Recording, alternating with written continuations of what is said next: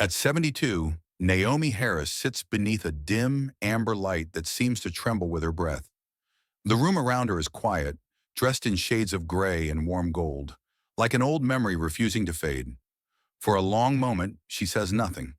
Her hands rest gently on her lap, elegant yet tired, as though carrying the weight of stories she has spent a lifetime avoiding.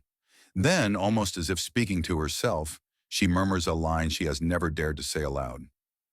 There are 5 people I will never forgive. It is not a confession made in anger, nor one born from theatrics. It feels more like an echo, something that has lived inside her for decades, carving small fractures through the walls she built to survive. The silence after her words is heavy, the kind that asks to be listened to. She looks ahead, eyes soft but distant, as if searching for the younger woman she used to be, hopeful, trusting, unarmored. Around her, the quiet hum of the night feels like a witness. Outside the window, a faint street lamp glows, spilling its light in slow, trembling strokes. Naomi exhales, and the air shifts.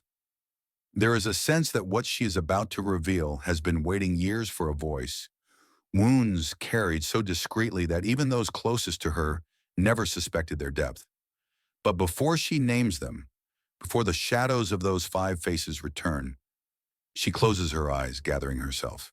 Because every story of unforgiveness begins long before the betrayal itself, and hers begins in a place far from fame, far from applause, far from the woman the world believes they know. The silence from the previous moment lingers as Naomi allows her thoughts to drift backwards, towards a time untouched by fame or expectation. Every wound she knows begins as a whisper in childhood, a quiet shift in the heart long before it has learned how to defend itself. And so she returns there now, not because she wants to, but because understanding the 5 faces she will never forgive requires stepping into the very soil where her trust was first shaped and first broken. She was born in London, in a small, modest flat where the walls were thin enough for her to hear neighbors arguing through the evenings. Her mother worked relentlessly, often juggling multiple jobs to keep their world intact. There was dignity in that struggle, yes, but also loneliness. Naomi grew up learning to be silent so her mother could rest, learning to be strong so she wouldn't be a burden. Childhood for her was a gentle ache, soft, constant, forming the earliest outlines of resilience. School was a mixture of shyness and observation. She wasn't the loudest child, nor the most visible. She lived mostly in her imagination, finding comfort in stories, in characters who seemed braver than she felt. Yet even then, in those early years, she began to notice something. Trust was fragile. Children can be cruel without meaning to be, and adults can disappoint without ever apologizing. She learned early that promises were not always kept, and affection could disappear without explanation. But there were moments of warmth too, flashes of tenderness from her mother, rare but precious, a hand brushing her cheek, a whispered reassurance late at night, a reminder that love, though inconsistent, was still possible. These fragments stitched together the beginnings of her emotional world, cautious hope shadowed by fear. As she grew older, the world around her widened, but the old questions remained. Why did people leave? Why did words meant to comfort sometimes cut the deepest? Why did trust feel like a gamble she was always destined to lose? She would not find the answers then. Not yet, but the seeds were planted. The quiet fears, the early betrayals, the longing for connection. Seeds that would one day bloom into the 5 stories she has carried into her 70s. The memories of her childhood fade slowly, like a dim hallway giving way to a wider, brighter space. From the quiet corners of that small London flat, Naomi stepped into a world that shimmered with possibility, yet carried its own kind of danger.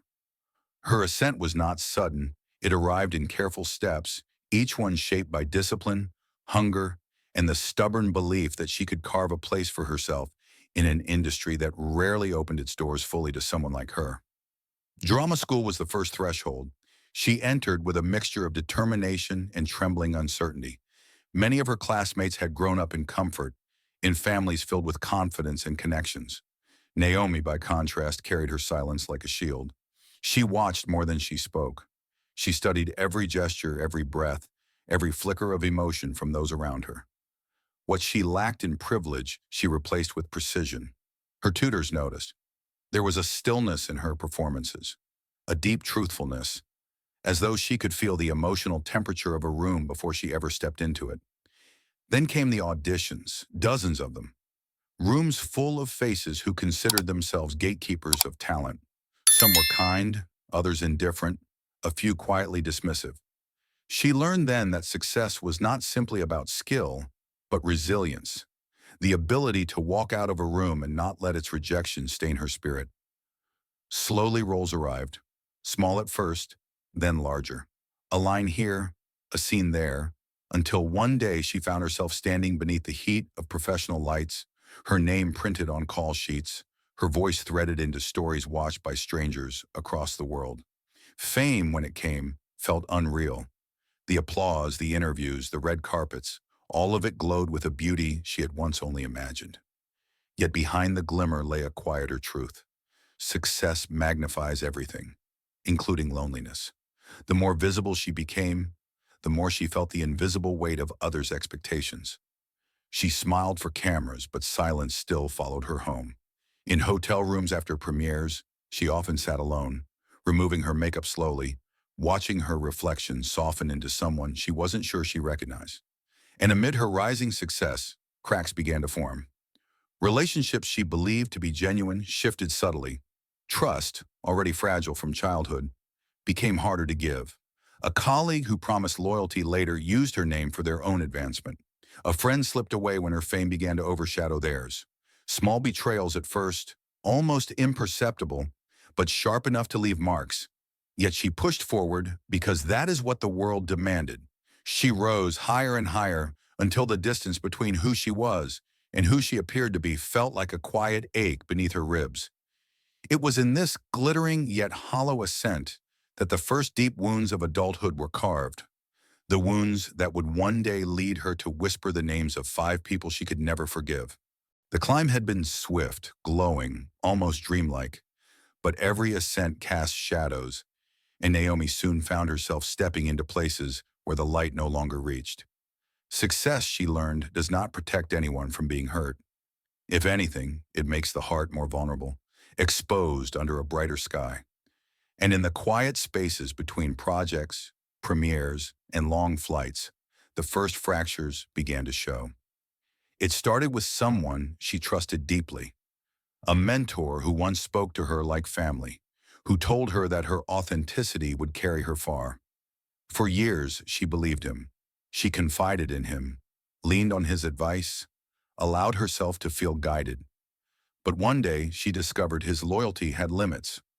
A private conversation, something she had shared in confidence, was repeated to a producer in a way that distorted her intentions. Not malicious, perhaps, but careless. Carelessness, she realized, could wound as sharply as malice. That day, something in her belief in guidance cracked. Then came a relationship she had poured herself into. Tender, hopeful, fragile in all the ways early love often is. What she didn't see then was how the demands of her career widened the gap between them. While she traveled, he drifted. While she worked, he sought comfort elsewhere. The revelation came quietly, through a message not meant for her eyes. She remembered the silence more than the words, a cold, unbearable stillness that settled inside her chest. It wasn't betrayal in its loudest form, but in its softest, the slow fading of someone who promised to stay. And the world outside did not soften. A headline twisted her intentions. A journalist reduced years of discipline to a single cruel sentence. She learned painfully that the public could take pieces of her and reshape them into something unrecognizable. Every rumor, every misinterpretation, every careless critique layered itself over her sense of self, until trust no longer felt like a default state. It felt like a gamble she could not afford. By then, the names were beginning to form. Not yet sharp, not yet spoken aloud, but gathering. Waiting. 5 faces, 5 memories, 5 fractures in the story of her life. And soon each one would demand to be remembered. The room feels smaller as Naomie leans back, letting the long years pass before her eyes like scenes from a film she has watched too many times. If every life carries its quiet storms, hers arrived in 5 distinct waves. 5 faces etched so deeply into her memory that even now, at 72, their shadows still shift beneath her ribs. She speaks of them slowly, each name hovering in the air before dissolving into the soft amber glow around her.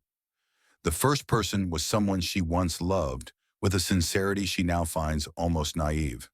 He was tenderness in the beginning, the kind of presence that made her believe she could finally unclench her heart. Their early days were filled with warm gestures, shared confidences, and a sense of partnership she had never known before. But love, she would learn, is not always a refuge. As her career expanded, so did his insecurity.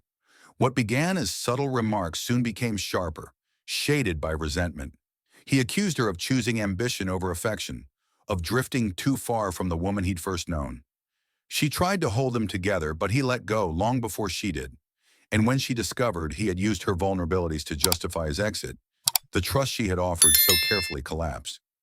He was the first person to teach her that love can wound as deeply as it heals. The second person came from within her own industry, a colleague she admired, perhaps even respected. They had shared scenes, laughter, secrets between takes. She believed their friendship was real, forged in the long hours of shared work. But one day, she learned that this colleague had spoken ill of her during a production meeting, offering criticisms packaged as concerns and exaggerations disguised as truth. The revelation didn't shatter her, it eroded her, slowly, because betrayal from a companion feels different from betrayal by a lover. It taught her that not everyone who stands beside you is truly with you, and not every smile hides goodwill. In the quiet of her dressing room, she realized that admiration can be a fragile illusion, easily destroyed by envy. The third person was someone from her childhood, a figure whose presence shaped the earliest contours of her emotional world. It was not an act of violence or cruelty that fractured her trust, but absence. Promises made to a young girl are powerful things, and the ones broken without explanation can leave the deepest scars. This person drifted in and out of her life, arriving with warmth, then disappearing without warning. Each disappearance carved new fissures into her sense of stability. As an adult, Naomi understands that some people are simply incapable of love that stays.